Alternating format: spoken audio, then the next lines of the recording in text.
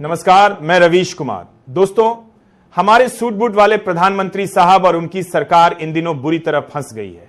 कहते हैं जो सत्ता में होता है वही सवालों से सबसे ज्यादा डरता है, और आज वही डर मोदी सरकार के चेहरे पर साफ नजर आ रहा है। एक तरफ सुप्रीम कोर्ट के अंदर सीजीआई बीआर गवई का डंडा चला है और दूसरी तरफ राष्ट्रपति भवन से निकली एक हलचल ने एसआईआर विवाद में पूरे देश की राजनीति को हिला दिया है।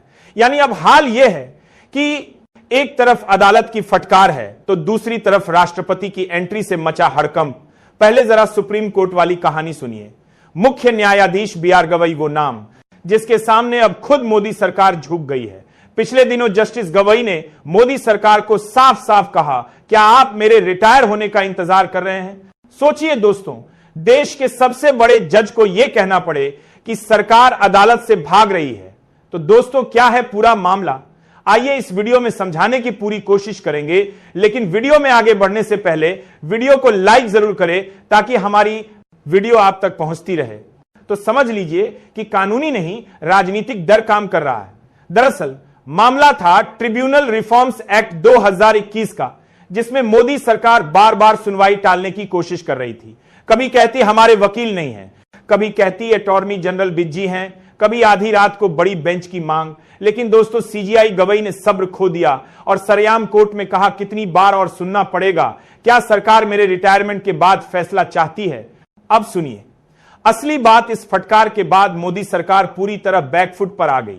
रिपोर्ट्स के मुताबिक सरकार की तरफ से अतिरिक्त सॉलिसिटर जनरल ऐश्वर्या भाटी ने कोर्ट में माफी मांगी और गवई की बेंच में ही सुनवाई जारी रखने पर सहमति दे दी। यानी जो सरकार कल तक टालमटोल कर रही थी वो आज सिर झुकाकर अदालत में खड़ी है।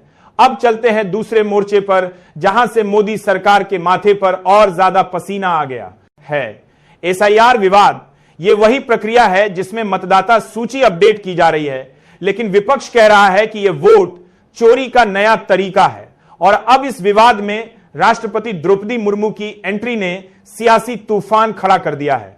विपक्ष का आरोप है कि राष्ट्रपति के नाम पर राज्यपालों के जरिए विपक्षी सरकारों पर दबाव डाला जा रहा है। पश्चिम बंगाल, केरल, तमिलनाडु जहां विपक्ष की सरकारें हैं, वहां राजभवनों के जरिए कहा जा रहा है कि एसआईआर लागू करो वरना केंद्र नाराज हो जाएगा। यानी कि लोकतंत्र की चेन ऑफ कमांड अब डर और दबाव से चल रही है। प्रधानमंत्री से राष्ट्रपति, राष्ट्रपति से राज्यपाल और राज्यपाल से मुख्यमंत्री। दोस्तों, ये जो सिस्टम बन गया है वो संविधान की भावना नहीं, सत्ता की सुविधा पर टिक गया है। अब सवाल यह है कि क्या यह सिर्फ एक प्रक्रिया है या फिर एक चुनावी साजिश जिसमें वोटर लिस्ट से विपक्ष के नाम मिटाए जा रहे हैं? दोस्तों, सवाल सिर्फ अदालत और राष्ट्रपति भवन का नहीं है। सवाल यह है कि हमारा लोकतंत्र बचा है या बस दिखाया जा रहा है?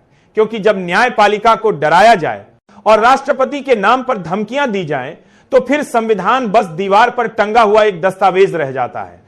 अब जरा सोचिए, मुख्य न्यायाधीश बीआर गवई ने जो सवाल कोर्ट में पूछा था, क्या सरकार मेरे रिटायर होने का इंतजार कर रही है, वो सवाल अब खुद सच्चाई बनता जा रहा है। आपको बता दूं दोस्तों, अब तो हाल यह है कि ज्यादातर हाई प्रोफाइल केस मुख्य न्यायाधीश गवई की पीठ तक पहुंच ही नहीं रहे हैं। बिहार का एसआईआर मामला वो भी गवई की बेंच से हटाकर आगामी सीजेआई सूर्यकांत की बेंच में दे दिया गया।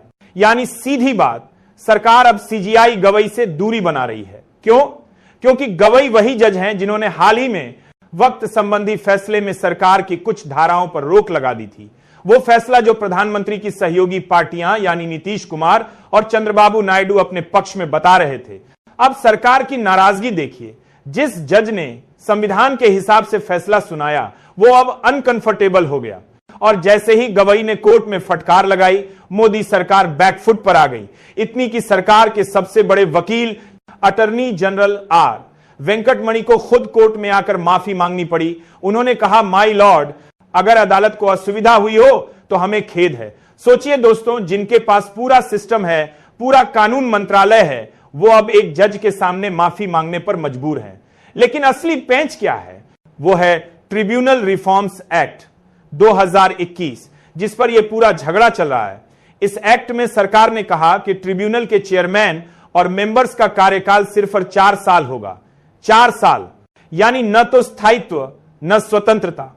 और इसी पर वरिष्ठ वकील अरविंद दातार ने कोर्ट में कहा, अगर हर 4 साल में कार्यकाल रिन्यू होगा तो फिर ट्रिब्यूनल स्वतंत्र कैसे रहेंगे?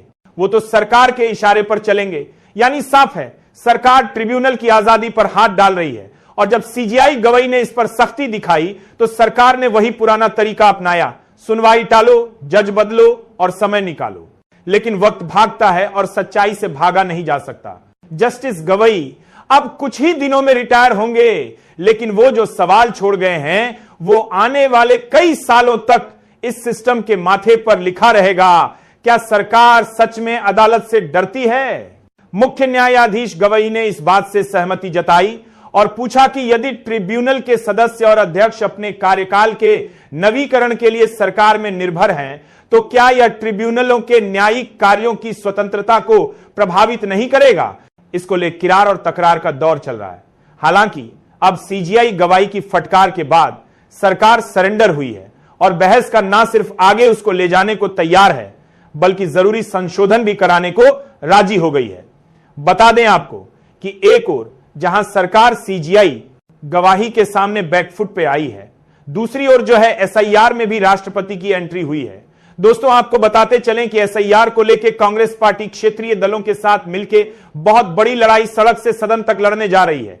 एक ओर जहां ज्ञानेश जी ने बिहार के बाद एसआईआर की प्रक्रिया को पूरे देश में लागू करने का फैसला ले लिया है और आज 11 नवंबर से सुप्रीम कोर्ट में इस पे फाइनल सुनवाई होनी है, तो दूसरी ओर जो है कांग्रेस बिहार चुनाव के बाद बहुत बड़े आंदोलन की तैयारी में जुट गई है। आपको बता दें यहां पे कि कांग्रेस ने एसआईआर के प्रक्रिया में खामियों का हवाला देते हुए केंद्र सरकार और चुनाव आयोग के साथ मिलकर वोट चोरी का आरोप लगाया था। अपने इस आरोप को लेकर के कांग्रेस ने अक्टूबर महीने में देश भर में 5 करोड़ लोगों का हस्ताक्षर अभियान चलाया था।